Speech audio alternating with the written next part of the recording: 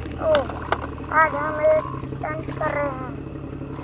ये ऐसा स्टंट है कि इसमें हमारा आराम आराम से चलता जाएगा और इसमें बड़े बड़े पत्थर गिरते हैं।